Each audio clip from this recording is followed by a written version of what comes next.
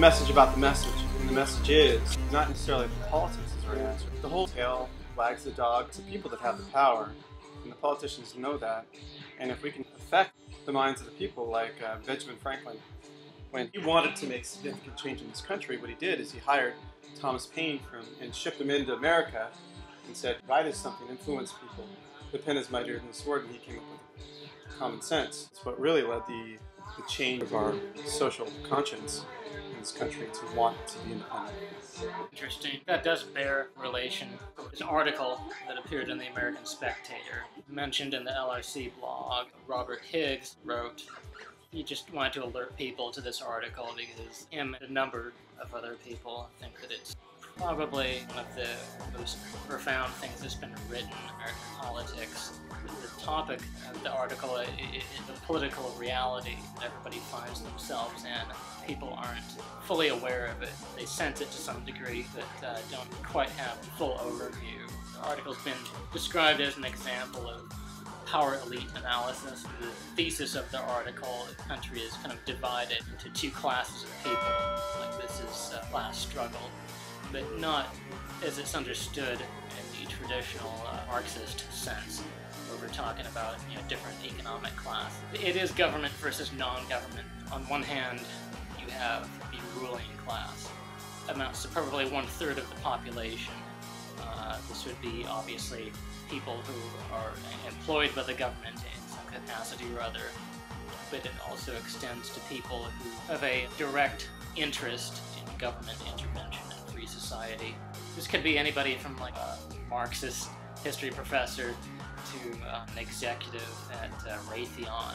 Really what's more important, the way that he kind of characterized the people who are basically in control of that class. He used the political parties to kind of help illustrate it, and he said that generally the Democratic Party is reasonably synonymous with the ruling class, and the Republican Party pretends to represent the interests of the class who is not the ruling class, which is the other 2/3 of the population. He refers to that as the country class.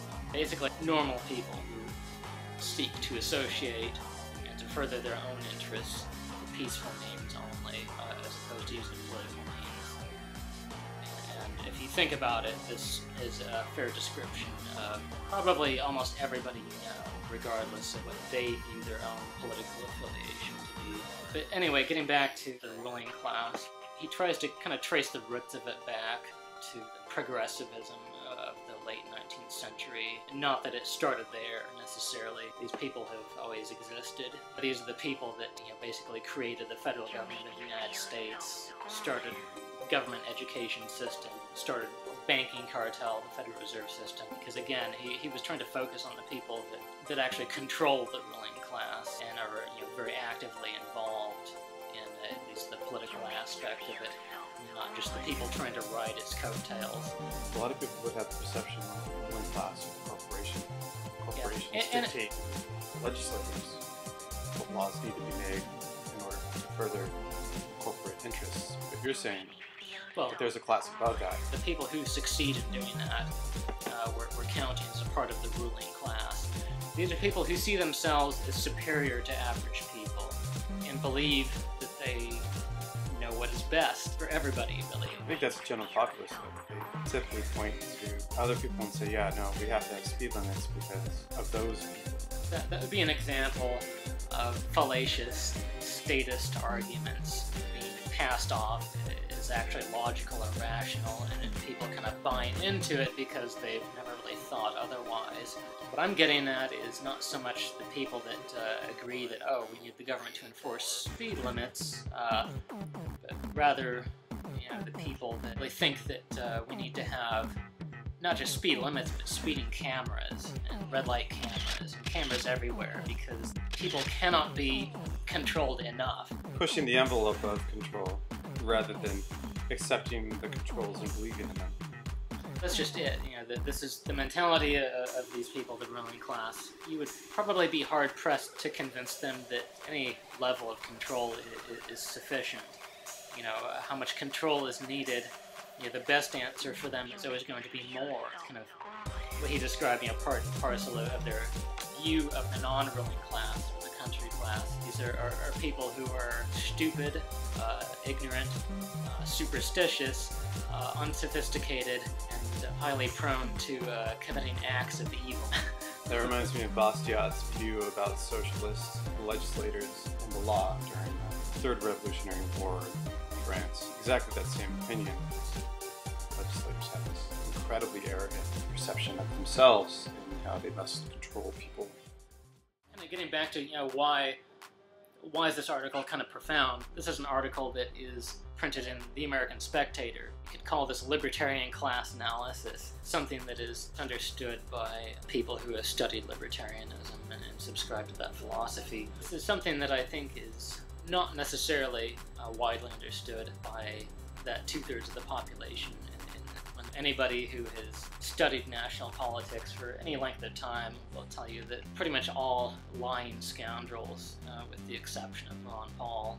Champion of the Constitution.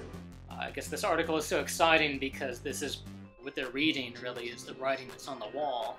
They just haven't seen it yet.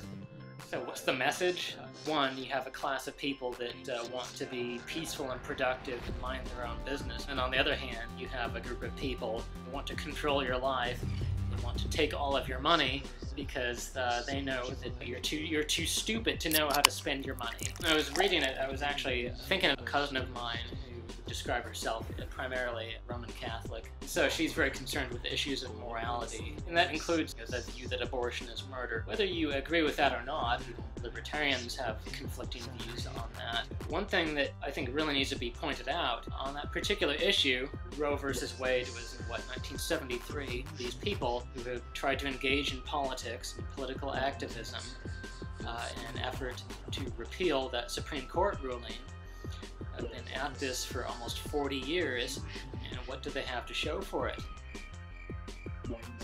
That law still stands, and abortion is legal in all 50 states. I think that it's a perspective issue. They continue to pursue that course of action, even though it's been fruitless. And the course of action that they're pursuing is trying to control a system that is deliberately set up and designed to prevent them from controlling it. A system that is controlled by people who have nothing but animosity for them and will stop at nothing to see to it that the efforts of these anti-abortion people, these Christians, fail. And I think that's really an important lesson that these people need to learn. Nobody's ever kind of pointed out to them the total blasphemy of the idea of government.